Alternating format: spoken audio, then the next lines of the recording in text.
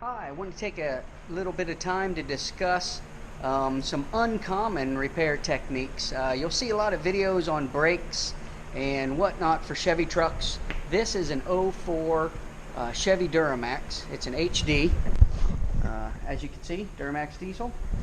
What I want to discuss today on this is that I'm in the middle of some front end repairs. I've done CV joints, I've done lower and upper ball joints, I've done control arms on this, I'm doing shocks on it, and I'm getting ready to finish up the brakes in this process. I'm doing complete brakes on it, rotors, pads, calipers, and what I really want to show you is not so much exactly how to do the brakes, because there's a million videos out there on how to do brakes on a Chevy truck. What I want to show you is severe duty and severe service. Some special things that you can do on a vehicle when you're repairing it if you use your truck hard like I do. This truck gets used to plow snow, lots of snow in the wintertime, gets salt. Every time it snows, it's out in the salt. So there's a lot of rust factors. Everything seizes up. Also, when it's not snowing out, it gets it pulls a trailer every day, 10,000 pound trailer. 90% of the time this truck is working. It's a work truck. So what I try to do, I usually end up doing the brakes on this truck about every probably 2 years. In between that, prior to snow season, I usually service the brakes, and I'll show you some of the things I do, because if you don't do these things, you'll find that it'll get really difficult to service the brake when it's time. I'll show you what I mean. For instance, these are a couple rotors that I pulled off. One side, as you can see, is rusty. You can see some flakes of rust and things coming on it. This is typical. This rotor is only 1 year old. Believe it or not, that's a 1 year old rotor. I put these rotors on at the same time. However, the caliper seized up on this side, and you'll see this is half a rotor. These are about a year, not more than 2 years old on this rotor. And you can see when something malfunctions. I replaced this, I think, last snow season. But I was doing a quickie job, so I didn't get thorough. This time I'm going to show you some things I like to do. To start with, we're going to do the brake job. I've already done control arms, I've done CV, axles, I've done the bumpers on it. As you've noticed, I've painted the whole under frame. Something you want to look for is whenever you're doing a service or yearly maintenance, you'll want to paint everything that you can. Use a rust preventative paint. You can use undercoating. Right now I'm just using Rust-Oleum. Works reasonably well if you use it consistently. Paint your brake lines.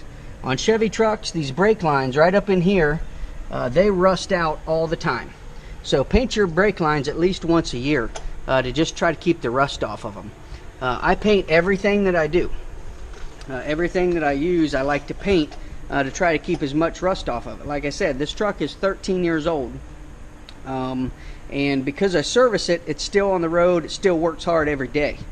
Some other tips you can do is, for instance, when I did the CV joints, the dust cap on here got broken or is missing. I'll replace it eventually, but whenever I do these, I'll torque everything down like you're supposed to, and then I'll use something like this, fluid film, and I'll spray around it to keep the rust and the corrosion down. You want to do that after you torque this so you don't lubricate the nut, but do that just to keep the rust and corrosion down. Now I'm about to start the brakes. Anytime you do lines and things like I'm going to put this bracket back in. You want to use one of my favorite things to use is this right here. You're going to use Permatex anti-seize lubricant. So you're going to put this in here because, like I said, I do this every couple years. I'm tearing suspension parts, ball joints, control arm bushings. I'm tearing this stuff apart because the truck works hard. And when you're snow plowing, that kind of stuff is going to be serviceable maintenance. So what you want to do is make sure you use some anti-seize, so when you're putting this stuff back together and in the rust, it'll come back apart again. That's really important. If you don't have anti-seize, you can use some grease just doesn't work again as well. So use some Permatex anti-seize. What you'll find is when you do the brakes on these trucks, the rotors like to seize up against the hub assembly. So what you're looking at here is actually I've coated the hub assembly with anti-seize. Yes, I've used a lot of it. Now I didn't come all the way into the studs. I just did primarily right up in here is where it likes to seize, and also down in the creases in between there. So primarily around the lugs, right around here is where it likes to seize up. So I liberally coat it with anti-seize. I'll just take my anti-seize and I'll just coat it all the way around here to get a good coating of anti-seize on there. In general, it's not going to affect anything on your brakes. The only thing is when it's time to remove the rotor, it's going to keep the rotor from rusting solid against there. You can see that when you remove your rotor like this, you'll use a brake to take a bolt, and you'll put right in these holes to take this rotor off of here. So when you use anti-seize, it helps to keep it from seizing around the holes right here, and around the flange. Inside the rotor, it likes to rust to the hub. It makes it very difficult when it comes time to do your brakes again. So that's the first tip. So I'm going to walk you through a brake job here, and I'm going to show you some special things I do so that you can get this apart. You can service it year after year on a severe duty. To start with, don't buy your cheapest, don't buy a cheap caliper bracket or a cheap caliper because it just won't last. You'll find that on this, my primary cause of this caliper just seized up. It was pushing, it wouldn't retract back in essence. Because of that, this is what you end up with, half a rotor. So make sure when it's time to buy this stuff, you don't go to AutoZone or Advanced Auto and buy the cheapest caliper and cheapest stuff that they have. What you want is start with quality parts. Order them online. You can get good parts as cheap as what you'll get at AutoZone for the cheap stuff. So first of all, I've got some Bendix. This is severe duty rotors, premium, and you'll see right off the bat they look a bit different. These rotors, notice, are painted. They have a coating on them that's painted, and even the surface of the brake rotor part is painted. But if you look at this rotor, it's painted in between here where the salt and the rust get, painted on the front, the back. It's coated everywhere. So on top of putting anti-seize on the hub, I use a painted rotor like this. So next thing we're going to look at is the caliper. So here's the caliper I bought.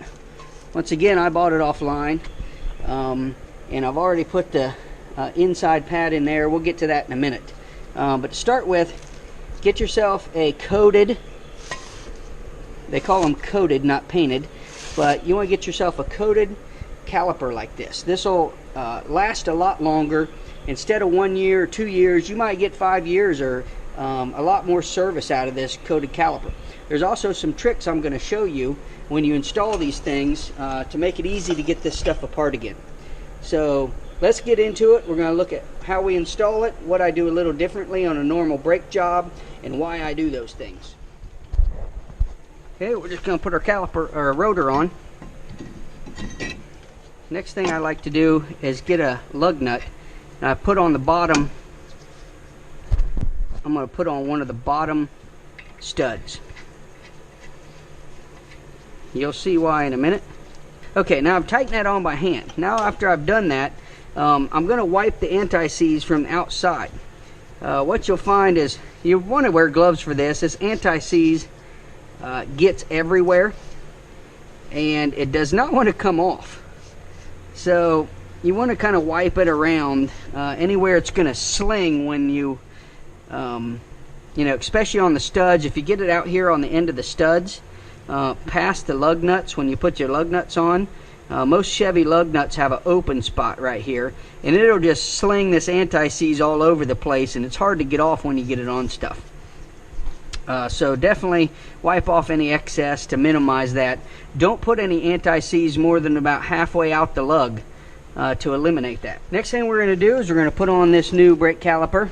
I already put the pad in, but we're going to take that back out. So we're going to take, I got the bracket and the caliper assembly together. These right here are the caliper bracket mounting bolts. So this is the old one right here. These will go through here just like this, and they'll thread in. So what you'll find with these, and this is important to note, that from the factory they have a lock, a glue, basically a thread lock on them right there. So sometimes if you torch these, that thread lock will come off. So what you're going to want to use is some blue. Even though this is in a red bottle, you want to use some blue thread locker compound. And we're just going to take some of this thread locker compound, put on this guy. We can use that as a guide of where we're going to put this on at. Just like that.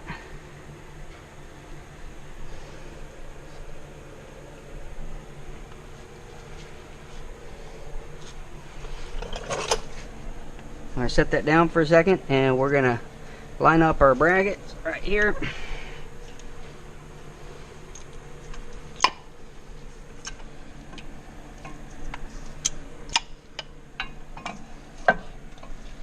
I'm gonna get the top one in first.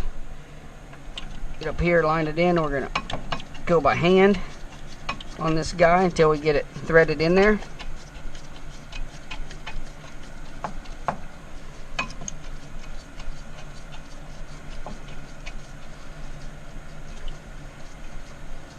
Okay, we've got that one in. We're going to do the same thing with the bottom one. I'm going to put some thread locker, some blue thread locker.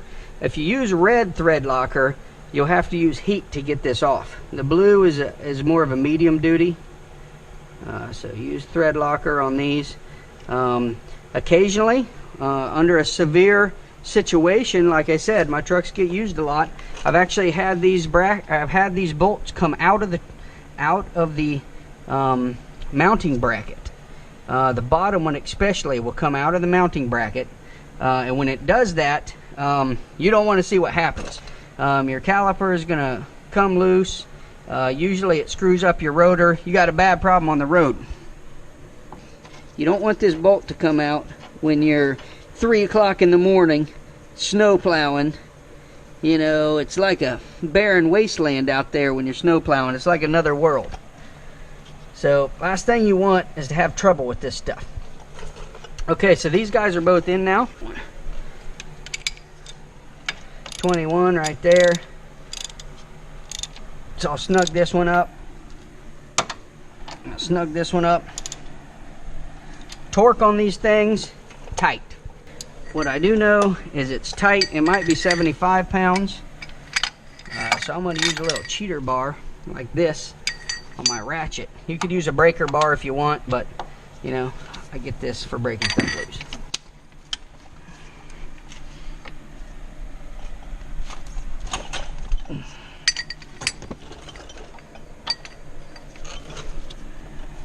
Maybe you guys could look up what the torque is on these and post it for me. I'm guessing it's about 80 pounds, but I don't know for sure. I go back and forth until they're about even.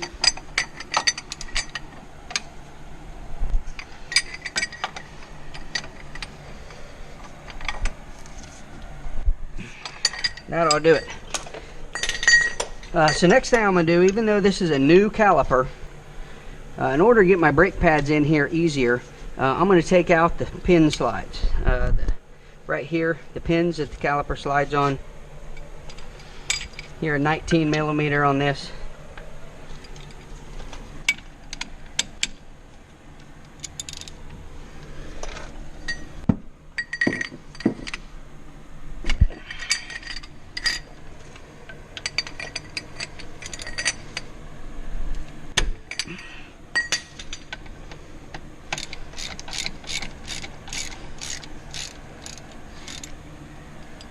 Now, first of all, I'm going to take the top one out.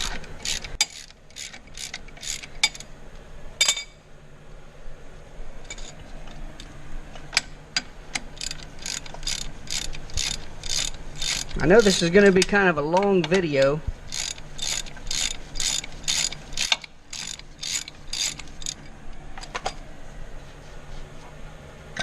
Okay, now, as you see, these are lubricated from the factory, but, you know, not very good. So this, for me and my severe duty, this is going to dry out in probably a year. And then this thing's going to start to seize up, and the caliper is not going to float like it's supposed to. And this whole thing's going to chew up my brake pads. So now I got top one out. I'm just going to rotate this guy down like this. Let it hang there. I'm going to take my inside pad out. I'm going to get my second best friend out right here. Ceramic. This is Permatex brake parts lubricant.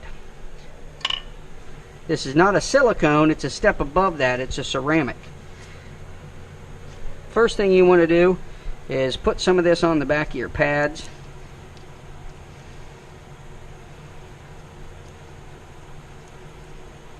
Right, like that. I have already lubed up the slides. You can probably see it right here. And right here, I've lubed up the slides generously. Do not get the lubricant on the brake pad surface. Be careful about that. Then you can slide your pads in just like this.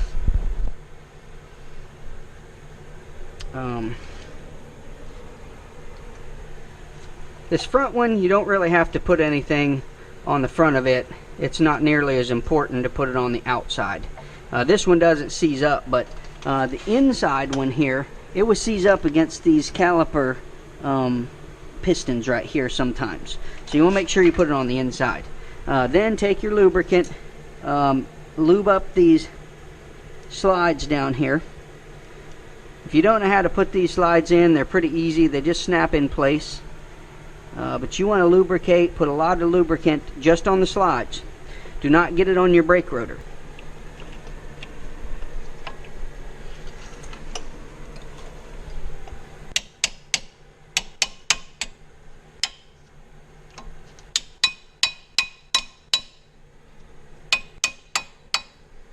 There we go. Make sure they're in the groove right here, in the groove right up there. Sometimes before this compresses very well, it gets a little bit stiff, but those will loosen up. The inside one is most important. After that's done, you can rotate your caliper back over the pads. Make sure up here as you rotate these, you sort of compress that so that it goes back to where it's supposed to be. Next on the agenda is to take this pin. And I want to take some of my brake lubricant and get the end of it really good. And get up here at this groove really good.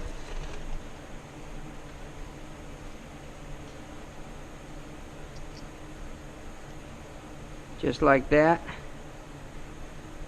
What I can say is, yes, I use a lot of lubricant. But like I said, extreme situations come with extreme solutions. So that's what we do with this guy. Then we're simply going to put him back in. I'll wiggle a little bit as I push her in. Of course, I'm going to thread this. Notice I did not put it on the threads. It's not a huge deal on this, but I did not put it on the threads. Some will get in the threads as you tighten it.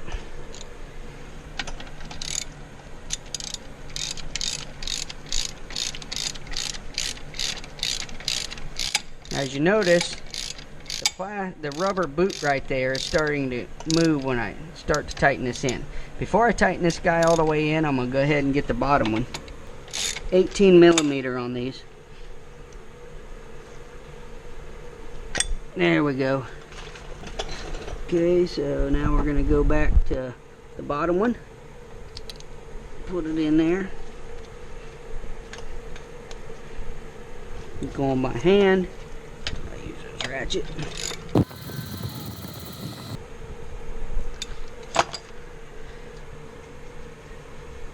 These don't have to be nearly as tight. Torque on these guys is probably only about, I don't know, 30 pounds. 30, 40 pounds, something like that. Those don't have to be nearly as tight, just fairly snug.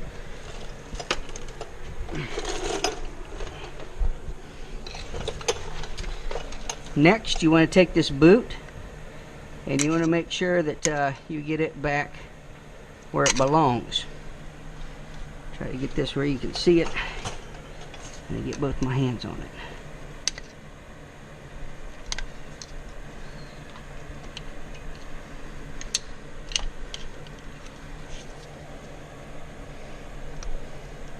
So as you get it up, just hold it and work it around until you get back in its place. Don't poke in too hard or you might poke a hole in it.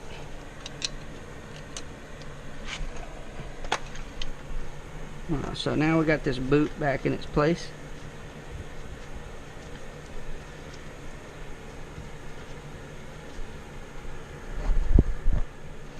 So you can check all around it to make sure it's right. It looks good. Now I'm going to do the bottom one. Next thing we're going to do, you can see that I have the brake line pinched off here when I change the caliper.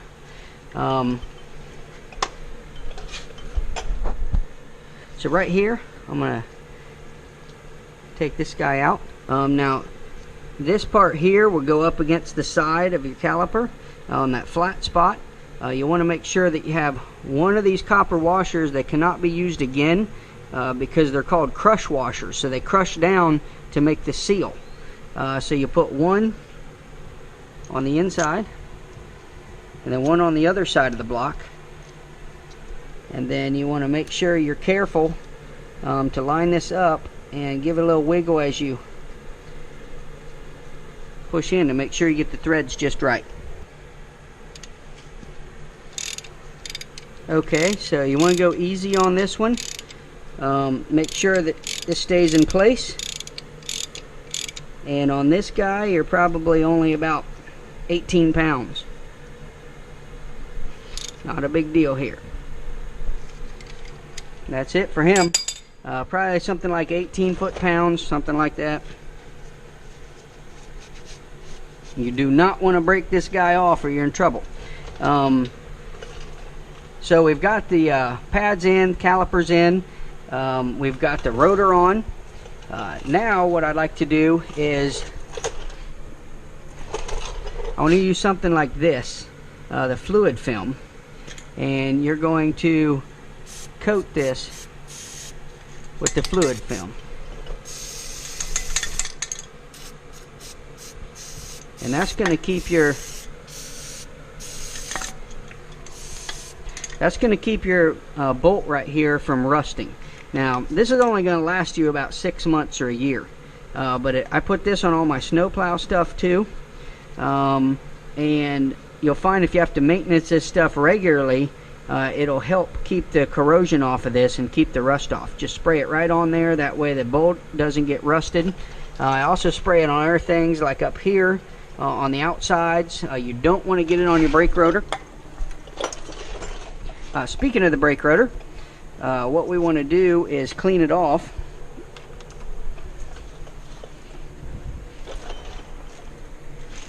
Anytime that you put a brake rotor on, these painted ones aren't so much the case, but you still want to clean the surface area of the brake rotor like this. This will take off any residue, shipping residue or anything that they have on it.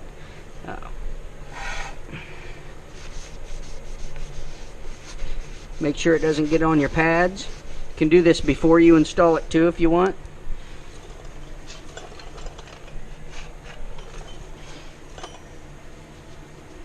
I usually wipe these off before I even put them on so I can get both sides good. These coated ones you really don't have to worry about too much.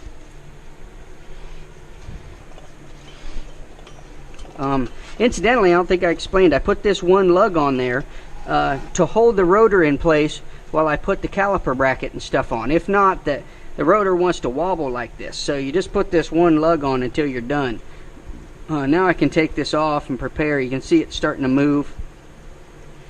But I can prepare to put the wheel on at this point. So lastly, when you're doing the brakes, you'll see that it'll come with an extra little rubber thing on your bleeder. This one's actually torn already. They like to tear anyway.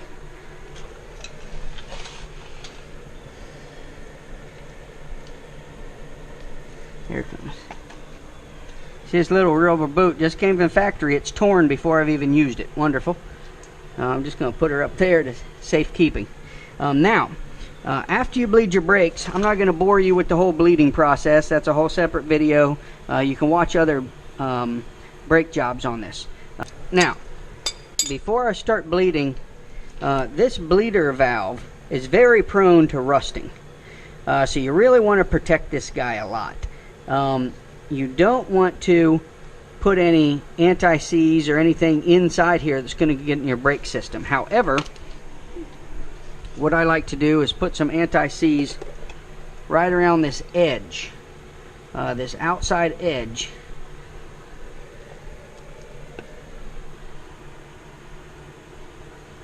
Oops, a little too much there. I'm going to put a little anti-seize right around this outside edge on the top part. Hopefully you can see that. Got too much on there. So I'm just going to wipe her off some.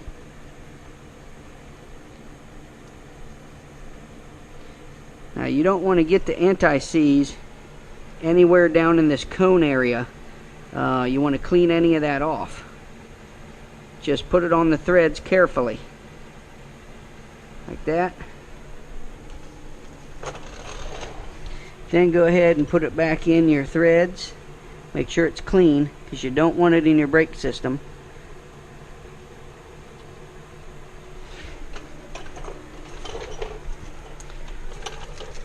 And after I'm done with that, I like to put some around the outside. Like that.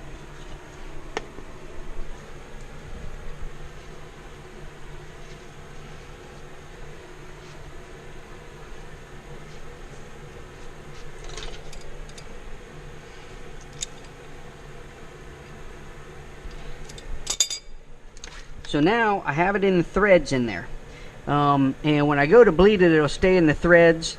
As long as you don't have it on the very end, you're not going to get in your brake system. And this is one of your biggest components that rust and cause you failure.